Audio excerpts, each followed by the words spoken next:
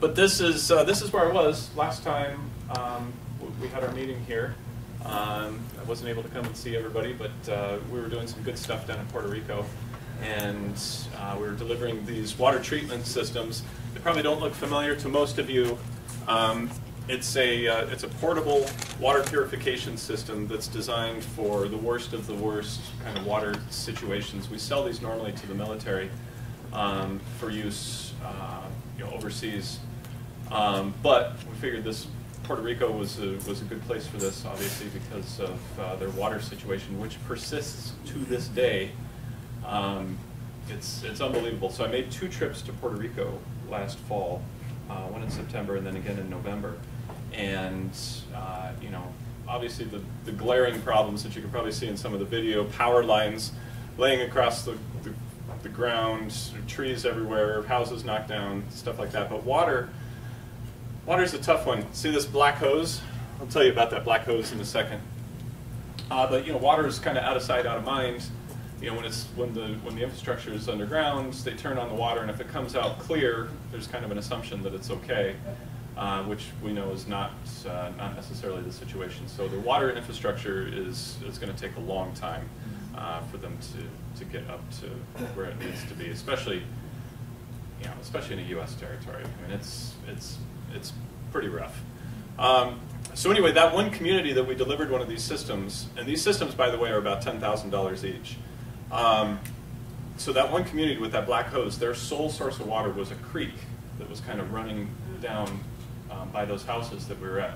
And that hose is just stuck in that creek, and by force of gravity, it's just forcing water up through the hose, and that's what they use. There were dead chickens in that creek, and people they would go down and they would bathe in it because this was a mountain town that was up, it was isolated, and you could tell it was going to be a long time before they were going to get any kind of substantial help. And so the guy in the red shirt, his name's Hector Rondon, and for those of you who've been with us for a while, it might be a familiar name. He was one of our top distributors down in Puerto Rico for a long time, and so he's really kind of plugged into the community. His house, gone. His house was wiped out. So he was actually living in his son's house in this community, and I don't mean to be glib about this or anything, but he had a really great sense of humor about the whole thing. His spirits were very high, and he was very appreciative of everything, and so it just kind of made us feel good that he was there, and he was. We also partnered with the Boys and Girls Club, and so we delivered 7 or 8 systems to the various boys and girls. There's about a dozen boys and girls chapters throughout Puerto Rico, and they all obviously didn't have water. Some of them had cisterns, which you can see us drawing water from their cisterns, but they were great because their facilities were all relatively new, and so they survived any major structural damage. As a result of that, they kind of turned into de facto kind of community distribution centers where emergency aid would go into their gymnasiums or whatever, and then they could kind of distribute it out. And they also have vans that they normally go around picking up kids for their after-school programs, but they could actually use those vans to go out to the community, bring this system with them, plug it in wherever they needed to plug it in, and start delivering some water. This was our first hotel with the funny white rabbit. No power, no water in the hotel. That's 6 Danielle's neighborhood in Cawas. Those of you, some of you know 6 Danielle, one of our other top distributors. This was Bayamon, so that's one of their cisterns, and I think you'll see our solar panel. We also gave them, solar panels also that power the system. So, there you go. It was. Would that be like an upgraded version of the Aqualux? Yeah. Microbiological? Yeah, Bob, thanks for saying that. It is. It's the same technology that's in the Aqualux.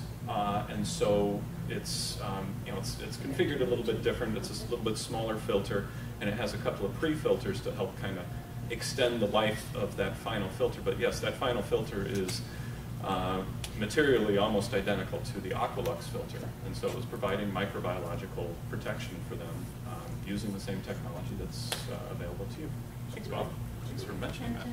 Does 6 still have his house? 6 still has his house. He had some incredible video of water, just like a river, going through his house, just through his house. And by the time we were there, it had already dried out and the water had gone down. But he had his street, the water was at least hip high on his street, going through the street, and it was, he's in kind of a lower lying area in Kawas. But again, he, just like every single person we met there, was just, the spirits were high. They're survivors. Hey, you know what? We made it through. We're going to be fine. And they just figure out a way to get through it all. And you probably saw some pictures of traffic. We kept taking pictures of traffic because it was so remarkable. No power, so no traffic signals. The whole island, not a single working traffic signal. And so you would come up to an intersection that normally has a traffic signal, and it was like this ballet of people just getting through, and no honking, no middle fingers, it was just people just kind of figuring their way out and getting through. And on our second trip, by the time we got to our second trip, power was beginning to come back, and so there were spots where traffic signals had worked. Zach, who's the president of the company, he came with us, and he noted on our drive from the airport to our hotel, the car stopped, we drove, and the car stopped once. And that was at the one single working traffic signal. That was the only thing that impeded it worked better without them. So, and nobody there believes in the four-way stop. When the traffic signals are out, it's a four-way stop? No. It's a survival of the fittest. You just go in. So it was kind of an inside joke there, why we included so much traffic pictures there. So, all right, well, thank you very much for coming today. Sorry to kind of get off on that tangent, but it was an exciting and fulfilling experience for us. And I have to say, all of you in this room have helped contribute to what we did. If you've sold a MULTIPURE, if you've bought a MULTIPURE, if you've recruited somebody, some of that funding goes into MULTIPURE's Pure Foundation. People have also made direct contributions. Have you, Barbara? Have you been able to? Yeah. Financially, systems, you can donate systems because we refurbish them and we're able to put them back out in the field. Michelle, hold up the Pure Foundation bottle. When you buy one of those fancy bottles, a portion of that goes to the Pure Foundation. We also have t-shirts and stuff like that.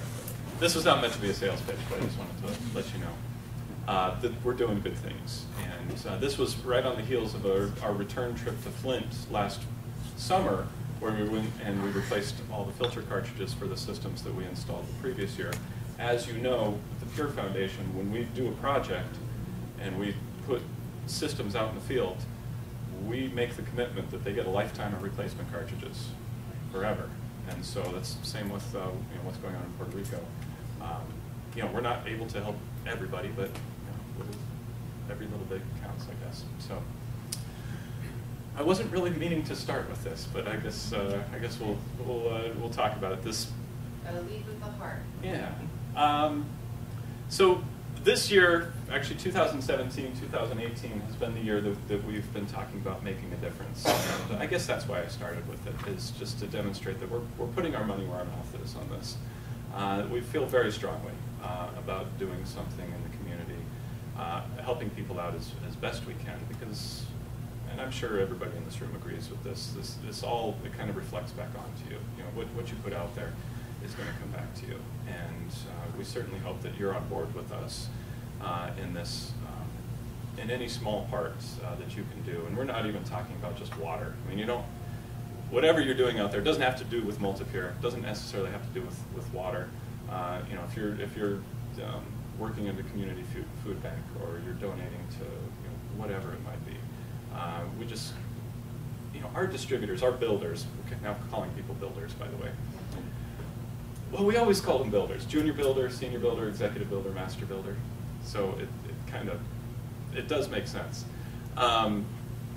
But there's always been kind of this sense, and when you come to our conventions, you feel it, that it's just a bunch of like-minded people who enjoy participating in the community. And they enjoy doing this not to turn a quick buck, but to actually help people out and solve a problem for them, for their water contamination. And that's actually a good segue to what we're going to talk about here. We are going to talk about water contamination. We're going to talk about the pollution issues, and if you've been to one of our presentations before, we've got some new stuff in here for you, so hopefully kind of recharge your batteries and talk a little bit about some of the new emerging things that we've been talking about in the industry. And of course, the solutions to our pollution issues. And of course, we're going to talk about how making a difference is MULTIPURE's, that's our business philosophy, is making a difference. So let's take a look at the year in water. 2017 was quite a year for us. I'm actually going to start in 2018. We're 1 month in, and I don't know if you saw this. The Environmental Working Group released a study. It said 170 million Americans are drinking water with radium in it.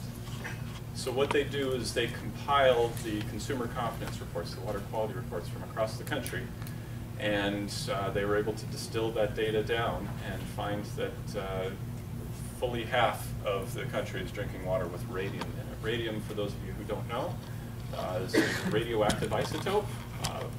Comes in, I think, a couple of different flavors, 226, 228, and known carcinogen.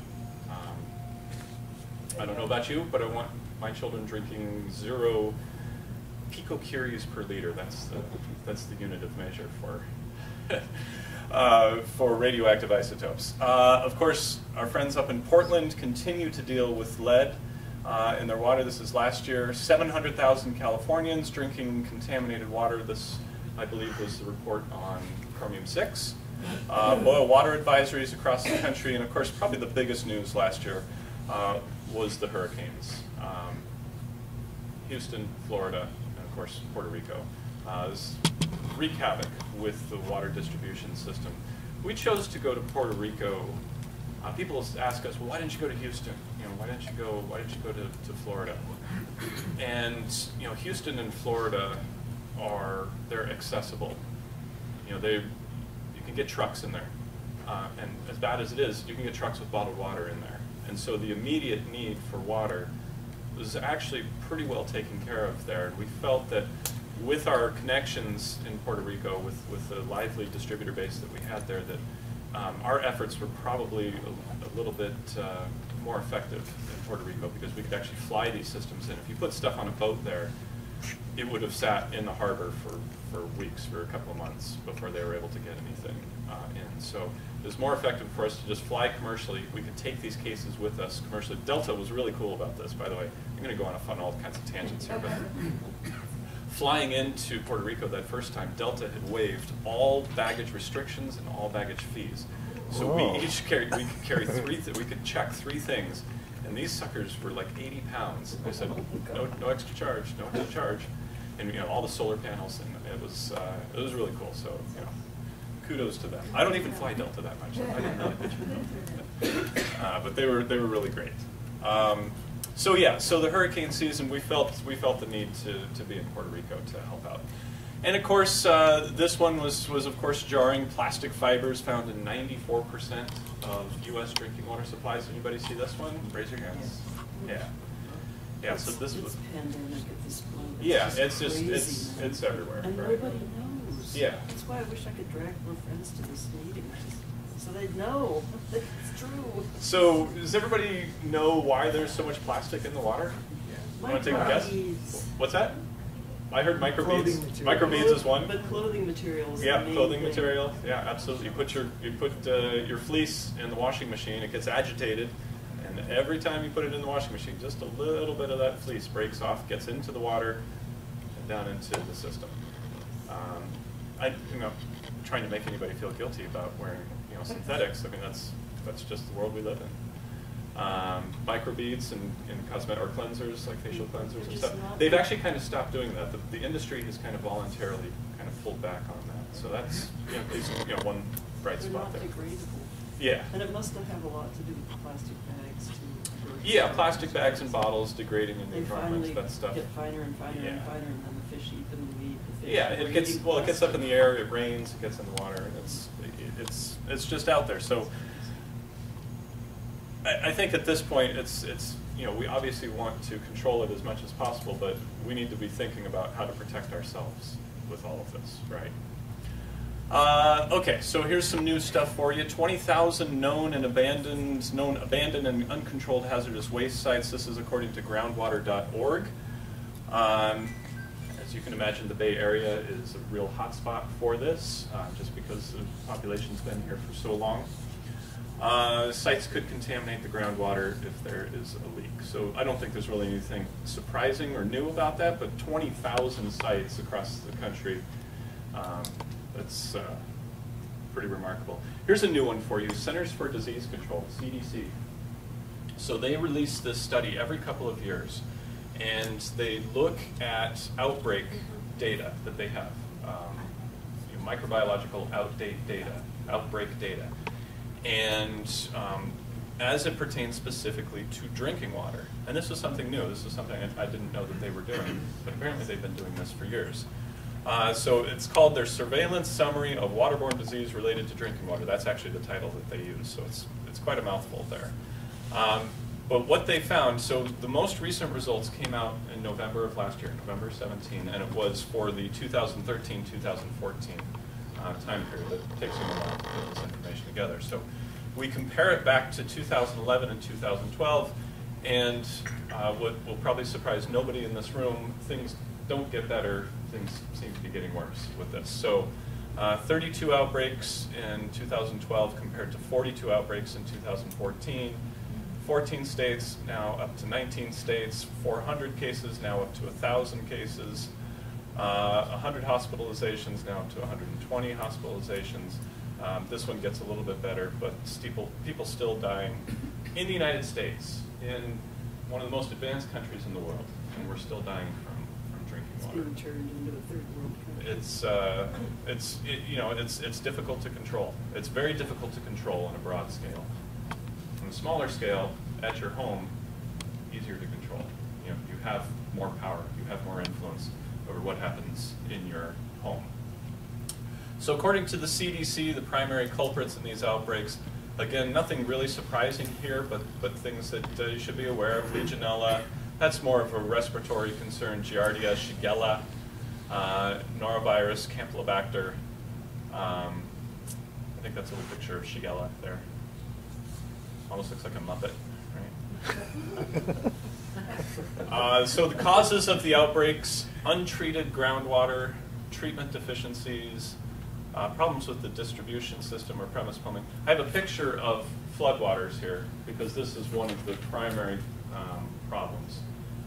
Floodwaters, as you know, overwhelm water systems.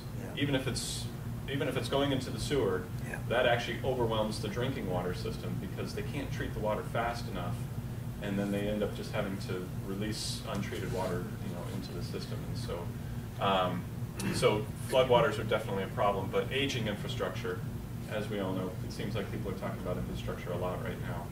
It continues, and that's going to be something we'll talk about probably until well after I retire from doing this. It's just going to be an ongoing thing. Can we get these slides? Absolutely, To us? absolutely. Okay. If you have a jump drive, I can give it to you right here, but I can email it too. Email me to remind me, Okay. and then I'll send it to you. Okay. What's your email? My email, Yeah. if anybody wants to write it down. I do. Robert has it. Bob has it. K Jones Easy. at MULTIPURE.com.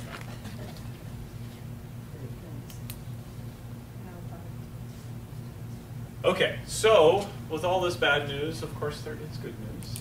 We don't want to be a downer. It's a beautiful day out there. Let's try and keep some perspective here. When you tell people that there's water contamination, with all this news, this barrage of news comes, what do people do? What's their first inclination? What are they going to do? What are they going to do about their water? They buy bottled water, which Yes, is no better absolutely. than tap water. Absolutely. Bottled water is the first thing. In emergency situations, it's not bad.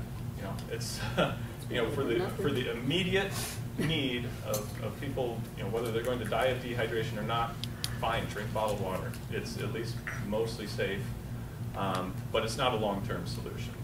People who just regularly drink bottled water, that's not a good long-term lifestyle choice. Commercially bottled water has been responsible for viral outbreaks. It is possible. I mean, it's, you know, these are manufactured in giant machines, and you know, things go wrong with this, and so that is possible. But as everybody knows, there's a high cost to it, both financially and environmentally. And so we want to be aware. We want to educate people. I'm not a salesman. I'm terrible at sales, but I love to educate people. I love doing things like this because it's, you know, I don't feel like it's a hard sales pitch. I hope it doesn't feel that way to you. But it's, you know, it's a matter of educating and just saying, hey, here's the facts. Like we were talking about the Berkey, right? You just got to lay out the facts. You can't sell it. You can't sell people on this because they're going to dig their heels. You know, if you beat somebody over the head with facts and you regurgitate all of this, you know, nitric oxide and you know, sulfur dioxide emitted from making plastics and those plastic bottles, people are going to say, oh, leave me alone, leave me alone. You just kind of educate them and gently inform them, hey, there's a better solution. And that better solution, the CDC actually tells us, and this is a nice little bit of affirmation for us. The CDC, with that big report on disease outbreaks, actually comes out and says hundreds of illnesses and hospitalizations and deaths could be easily prevented with POU water treatment devices. Point of use. Point of use. That's what a MULTIPURE is. How cool is that? The CDC is actually coming to our defense on this, and they're saying, hey, you know what? Don't despair. There's something you can do about this. There's something you can do about water contamination, and it's right there at your local MULTIPURE independent business builder. Right? They didn't say that, but it is good news. And so there's a lot of options out there with filtering your tap water, and it's a good thing because, as you know, it's always available. It's convenient to use. You can protect yourself from a wide range of pollutants and save a little bit of space, and it's cost effective. But as you know, there are a lot of options out there, right? And not all filters, especially this one, are not all created equal. We've got some of our friends here, some of our options. And you know, you can't blame the consumer for not being a little confused or being maybe even a little overwhelmed with, hey, which one do I pick? Which one is best for me? You know, it's a little esoteric. I mean, everybody in this room understands, you know, how you can get through this, but getting people to understand, well, there's a way that you can kind of select and kind of navigate through all of these different options. So, you know, one thing you want to educate people is that a water filter is, you know, it's like anything. It's like a giant screen TV. It's got all sorts of options. You know, how fast is it going to work? What is it best for? So a water filtration system is no different. It's, you know, what contaminants is this filtration system going to protect me from? How long is it going to last? Are the materials that they use safe? I mean, why would you use a water filter to take contaminants out if the materials in the water filter are actually going to add stuff back into the water? And then, can you trust the claims? Again, getting back to Berkey. So we all know that third-party certification answers all of these questions. And it takes the burden off of us. It takes the burden off of you. They no longer have to take your word for things.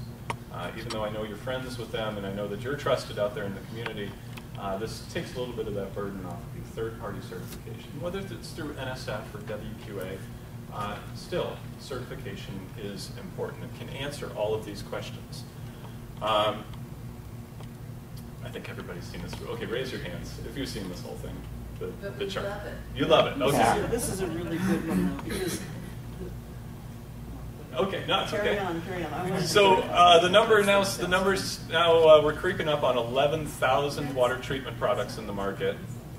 That's gone up. I think when I first started here, I think it was like 4,000. Yeah, and so it's a. Actually, I think that's a great affirmation for you. This is a good business.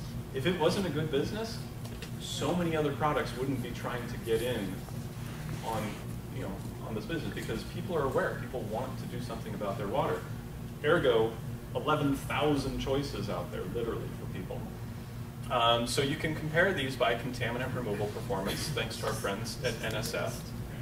So as you know, you can actually go to NSF's website, nsf.org, and they have little check marks, little boxes that you can check. Okay, hey, I don't want chloramine in the water. I don't want cyst in the water. I don't want lead in the water. So if you start checking off those boxes, for cyst alone, there's 14,000 different products, or excuse me, 1,400 products. That, I know, it's 14,000 out of 11,000. Isn't that weird? 1,400 products that can protect you from cyst. 700 that can protect you from lead. And the list goes on and on. Asbestos, mercury, VOC. Arsenic is tough to take out of the water. Chloramine is tough to take out. MTBE, PCB, very difficult to take out of the water. Therefore, very few products that are actually certified to take that individual contaminant out of the water. Chloramine is nerve gas. Chloramine is the alternative to chlorine.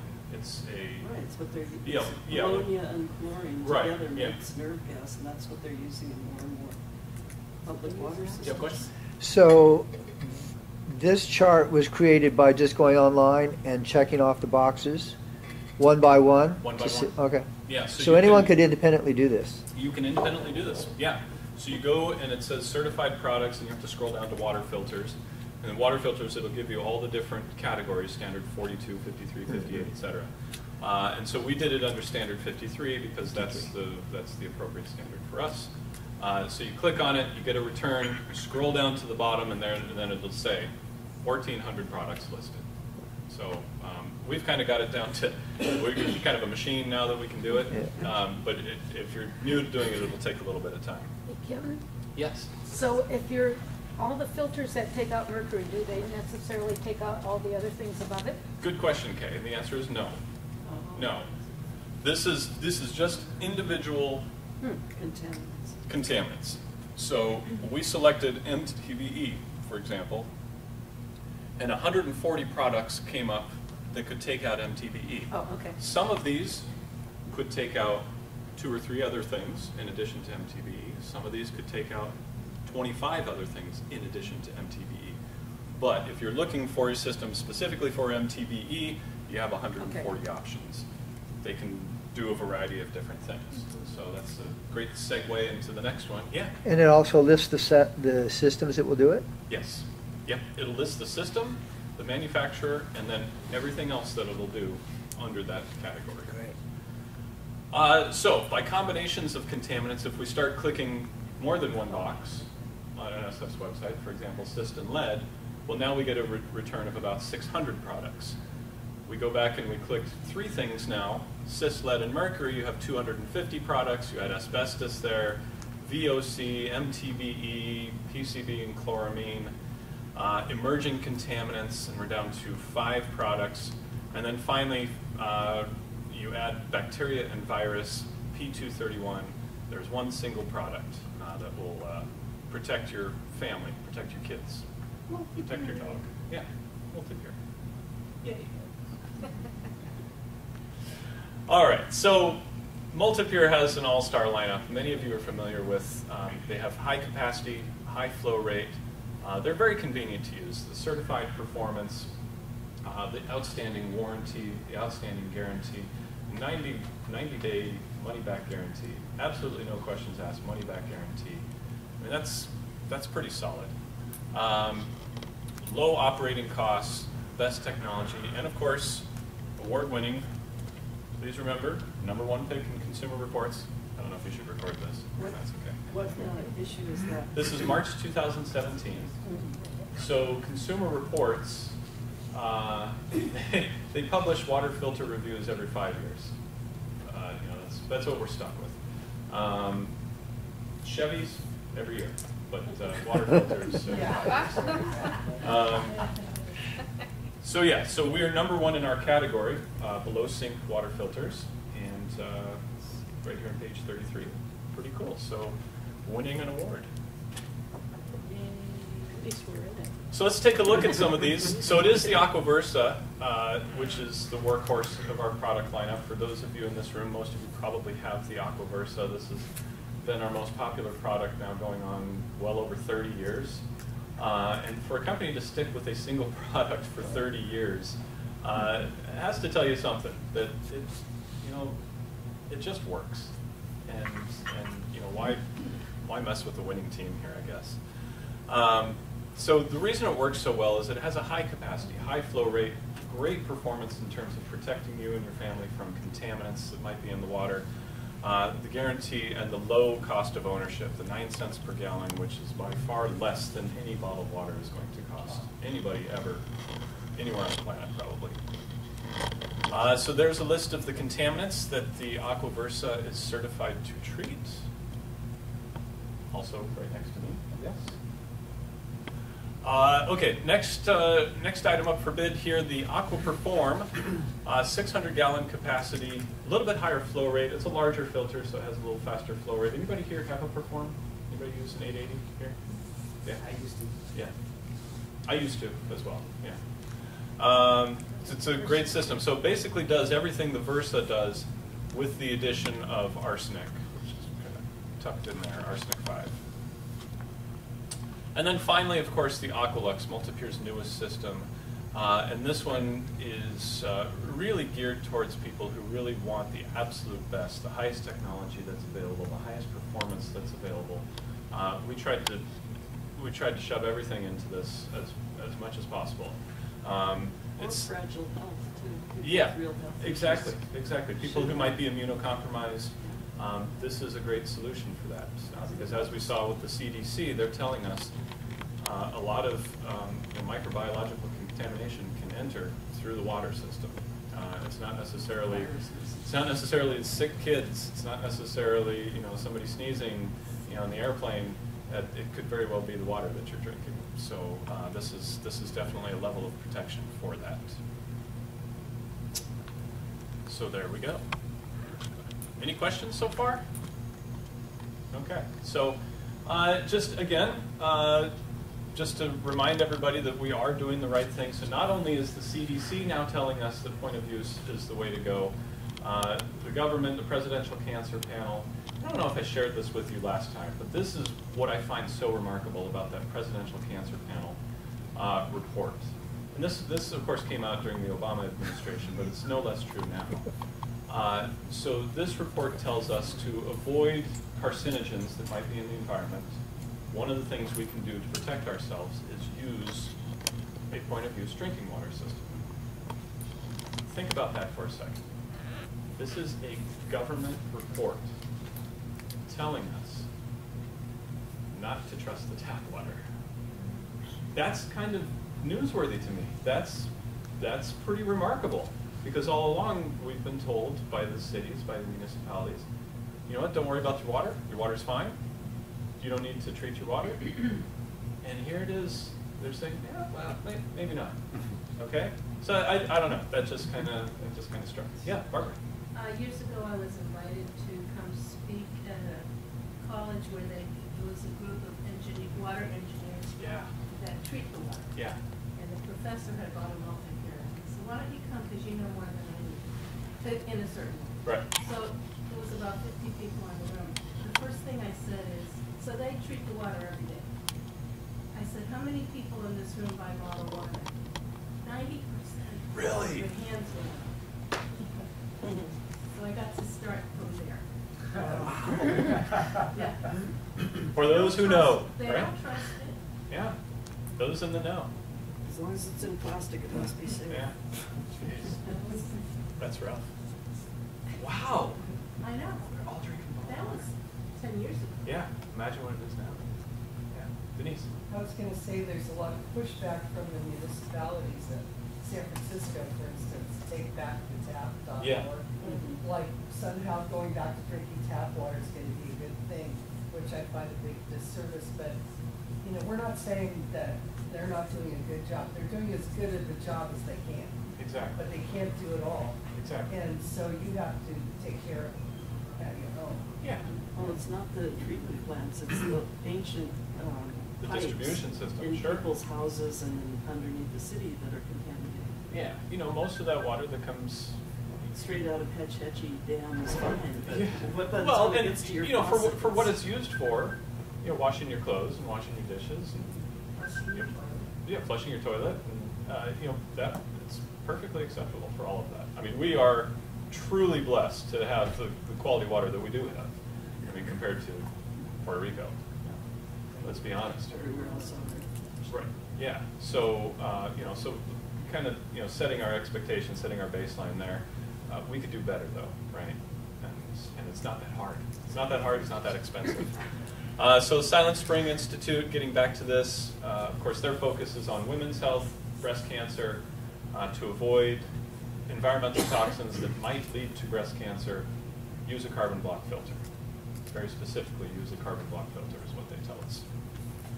So you are making a difference. I just want to remind everybody that you are making a difference. You know, with all of this talk of technology and contaminants and all of that, I just want to remind everybody that you are doing something by educating people, even if you don't make 1,000 sales a year, even if you don't make 100 sales a year. Just by educating people about this, you are making a difference. Protecting people from cancer-causing contaminants, protecting kids from lead. I mean, that's going to be a multi-generational problem. And providing the best water possible to families. So, congratulations, you're all making a difference. So, hey, let's give away some stuff. Yeah. The state of California passed a law last year that all the schools have to test for lead in the water. Yeah. And San Francisco, Oakland, Berkeley have all failed, the high schools, and they've shut the drinking fountains off, and they have to do massive changes there. And so people in their own homes, I mean, they don't just drink water at school either. Yeah. So people really need to be aware of this. And well, and every day, there's a little bit more understanding. There's a little bit more awareness of what's going on. The bottled water sales just grow bigger and bigger. The shelves are fuller, or longer and longer. Yeah. For different bottled waters. That's big business. Sodas.